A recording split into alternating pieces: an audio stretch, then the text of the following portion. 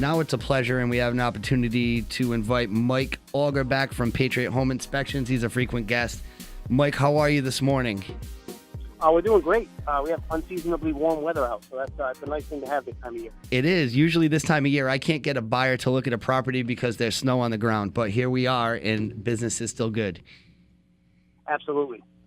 Mike, the big thing that comes up this time of year, and I was anticipating we'd have more weather than we do, but how is it for buyers and sellers from your point of view as a home inspector when there's snow on the ground and we're in the winter months? That's a great question, and it is something that there's a lot of apprehension from buyers about. One of the biggest things that we have is snow. And when the snow covers the roof, it does make inspecting the roof a little bit more difficult for us. Sometimes we can see small areas of the roof, and buyers are very apprehensive about, we're buying a house with a roof, which is a big ticket item that we can't really evaluate. But the thing to keep in mind is, even though we may not be able to see the top of the roof, most people don't understand we find most of the roof leaks from in the attic. So if the roof's leaking, we're going to find it anyway. But that's usually the biggest thing. But something else to keep in mind is a lot of folks that are buying this time of year are doing it because they're trying to get a great deal. I'm sure you guys have beat that to death in probably another segment. But a great deal a lot of times means a home that's not occupied, perhaps a foreclosure.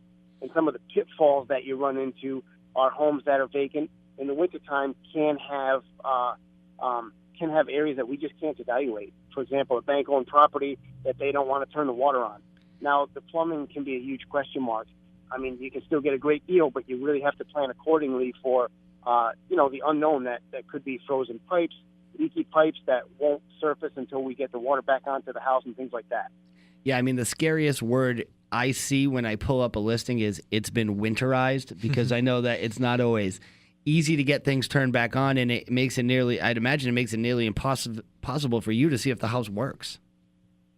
Yeah, especially homes that have steam or forced water heating systems. That really eliminates our ability to check your major mechanical, which is your ability to heat the house, your ability to have hot domestic water, like your water heater, and then, of course, your plumbing. And something to know, if a house has been winterized by a homeowner, they probably paid somebody to go out there and do it right. A lot of times when houses are winterized because they were foreclosed, they find some interesting crews of people to go out there and winterize them, and they don't always do the best job. Oh, is there a downside to poor winterization? What would be a potential pitfall of having it done by someone who's not qualified and doesn't do it properly? Well, let me first state that winterizing is not a perfect science. So you can have the best guy out there and still have a pipe freeze and burst. It is possible. Okay. But when you have guys out there, some of these crews literally just go out there, turn the water off, and then dump some antifreeze in the toilets and leave. So if you leave all those water supply lines charged and even traps with water in them, if you don't get enough antifreeze in there, they're going to freeze and burst. And then the water's turned off.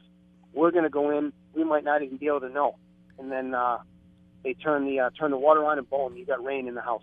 Boy, a huge part of your value and the value of a home inspector that knows what they're doing is that your ability to analyze the heating system, the water system. That's just taking a whole bunch of key components of the home inspection and throwing them away. Outside of that, we're checking doors and windows, Mike.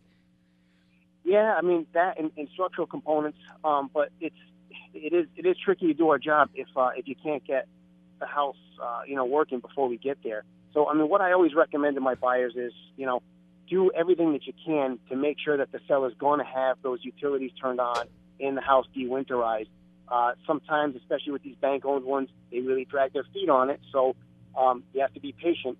And then if you can't do that, then you really just have to make sure that you're aggressive with your negotiation. I'm sure any experienced realtor is going to be helpful there, and make sure that you get the house at a price point to where even if some more things are wrong, it still makes sense for you.